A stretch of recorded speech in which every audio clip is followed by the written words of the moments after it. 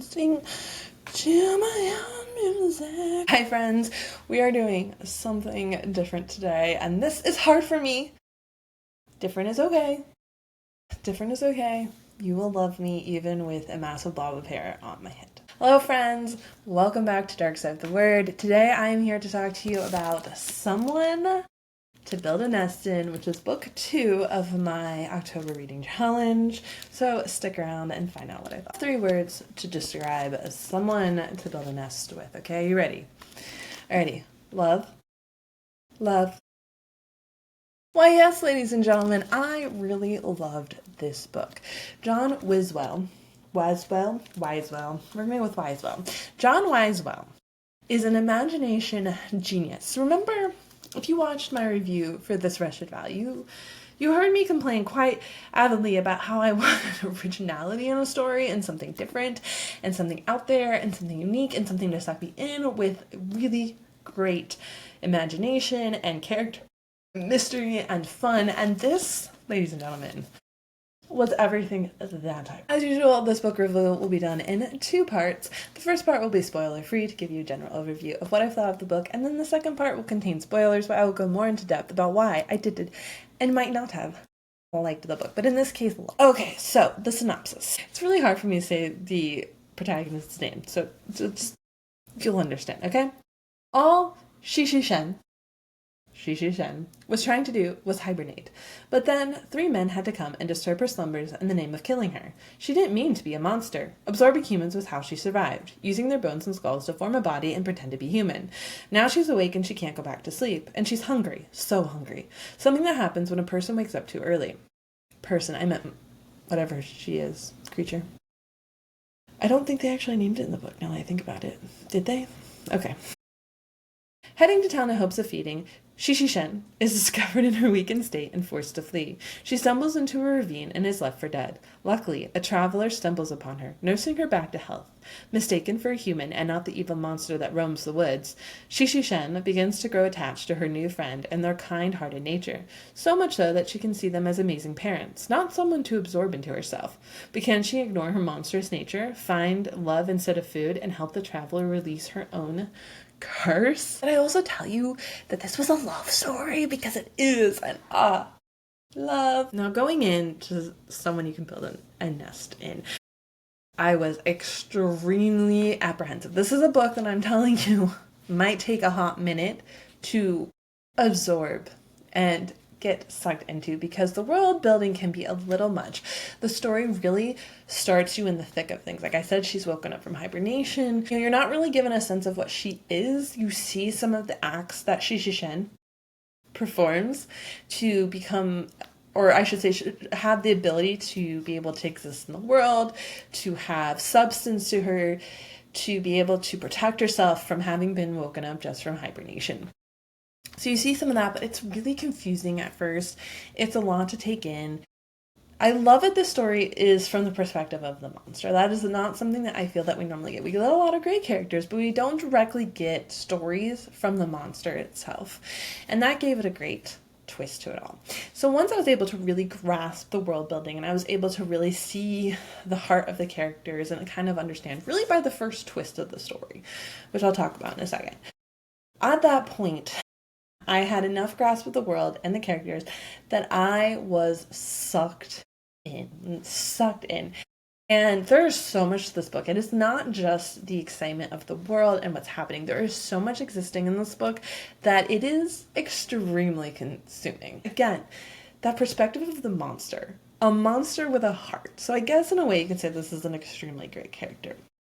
Because when you see what Shesheshen is just doing just to exist. Like, there's no malice. There's no real anger behind what she does to exist and to live. And if you think about, like, putting yourself in her shoes, you kind of get like, we're the same way.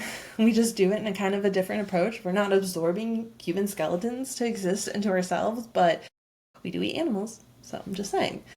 When you see that and you see how she has a heart and compassion and love and really just isn't here to like kill and destroy, it's just, she's just a magical monster and you want to cuddle her and love her and just be her friend. These are the type of stories that I shake my head and I just go, how did you come up with this? How did you think of a globby monster?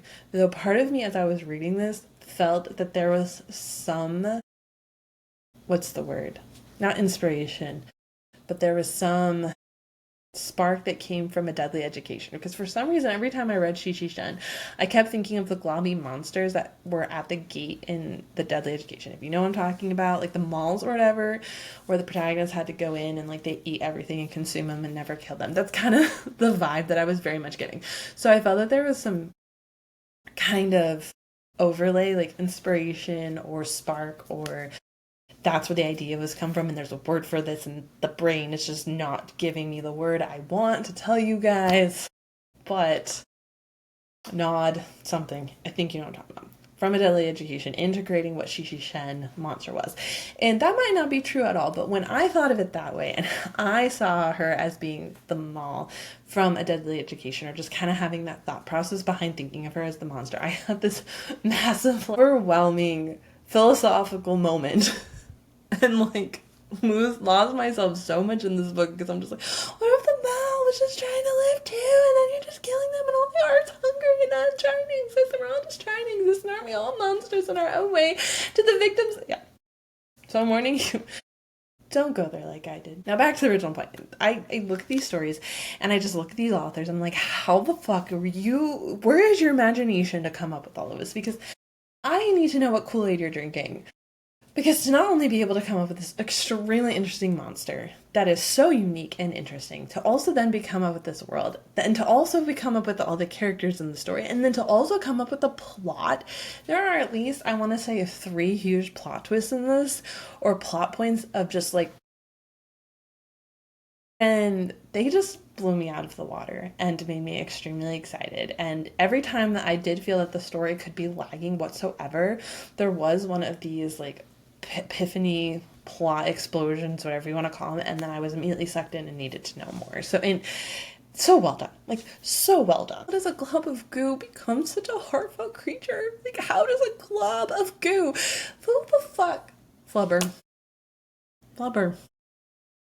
It happened before this. It was called Flubber. Funny that I would have back-to-back books with foreshadowing conversations, because where this Wretched Valley completely sucked at foreshadowing and was a basic vanilla level of the same thing, Someone You Can Build a Nest In was the complete opposite.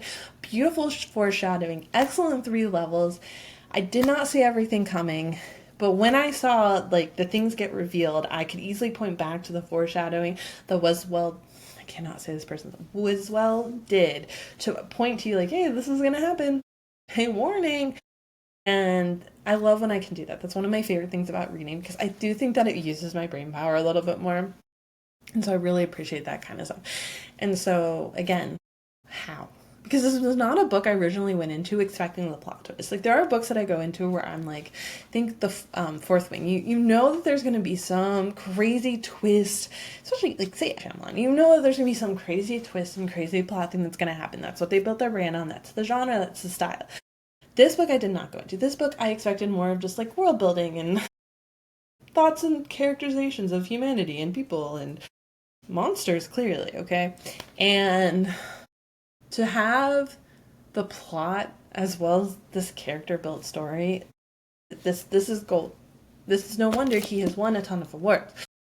This guy is now on my radar for life. The ending feels stretched out. The ending, like, we have our big conclusion, we have the big thing happen, we clearly see an end to Act 3, but the story keeps going for quite a while. Was it 50 pages or something astronomical? This isn't just a typical, like, we're all done, and then we hold hands at the end, and we talk about where we're going after this, and blah, blah, blah, and it's like 20 pages, and we're good and done, and the characters kiss, and fireworks, and we're good. No, this really stretches out.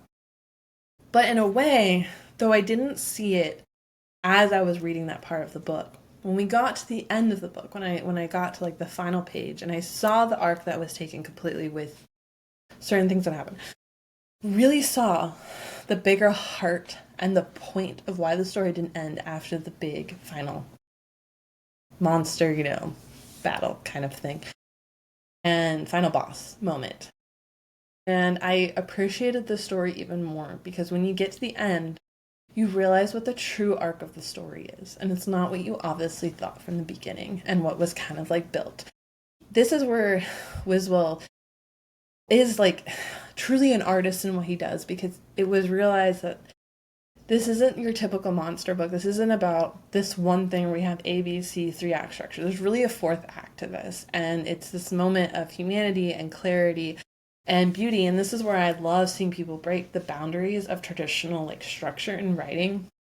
And though it is mainstream enough that you can have a great understanding for like marketing and being able to sell it, it's really this beautiful moment of branching outside of that and pushing some of the boundaries at the end that I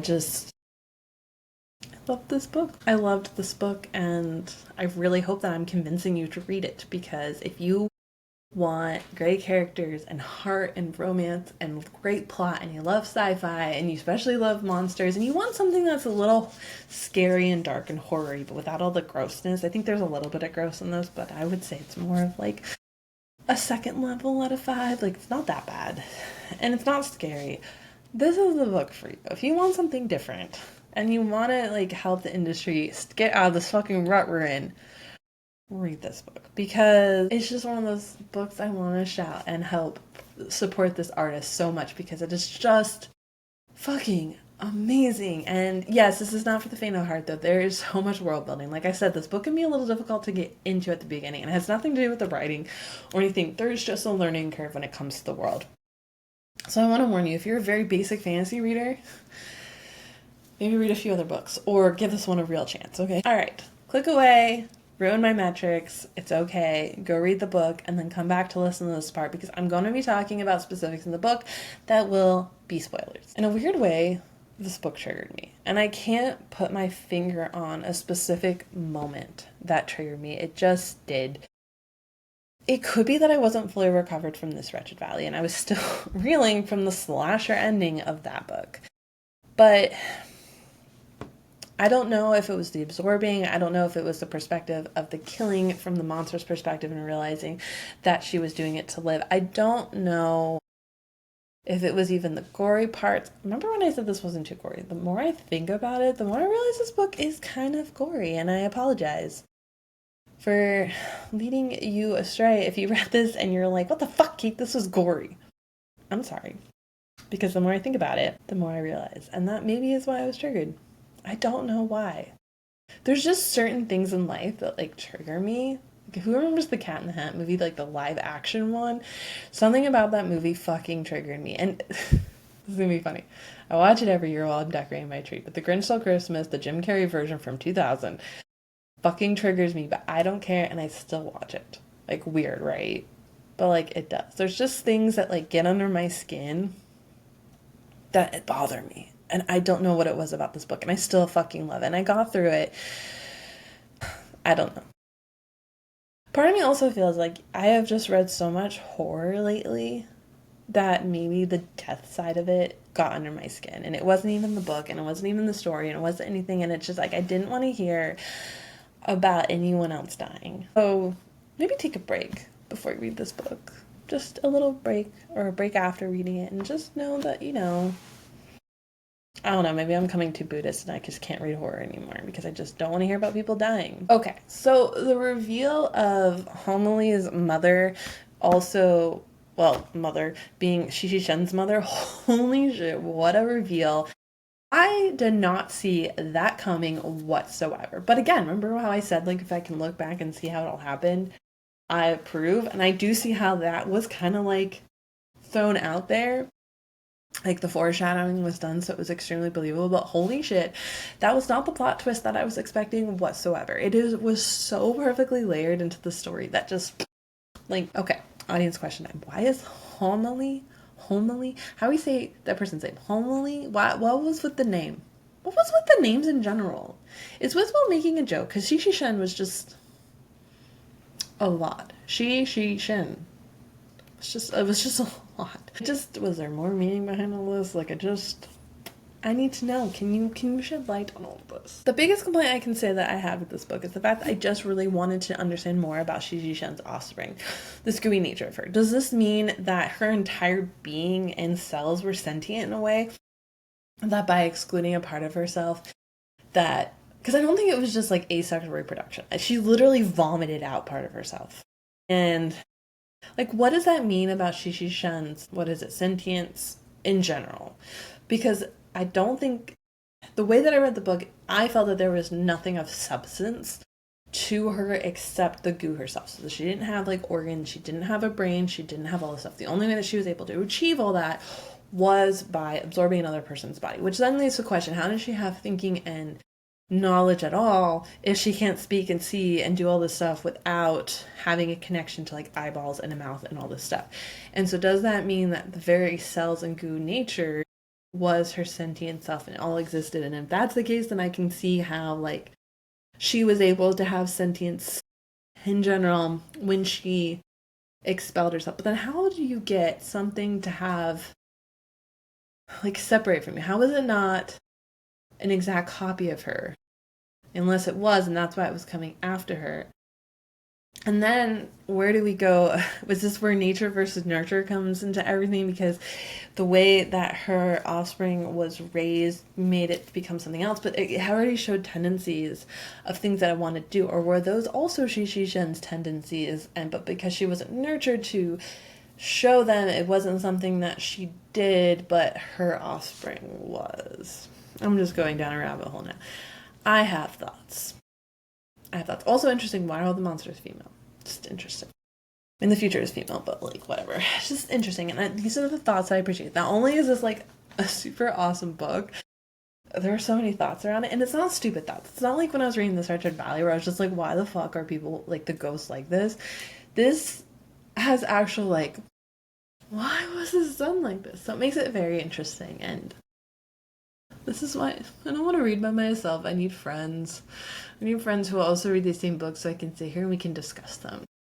Because I feel lonely. And I have thoughts and I want to talk about them. And I do kind of miss my book club. I do, but I'm too fucking lazy and tired to start another. So friends, be my friend and talk books with me. Alright friends, thank you so much for listening to this. If you like this review, make sure to give this video a thumbs up and to subscribe to the channel. Also, don't forget that I co-host a podcast with my bestest friend. It is released every Thursday of the month and can also be found on YouTube or Spotify and Apple Podcasts and iHeartRadio. It is a podcast for all the dark story lovers, creatives, and readers out there.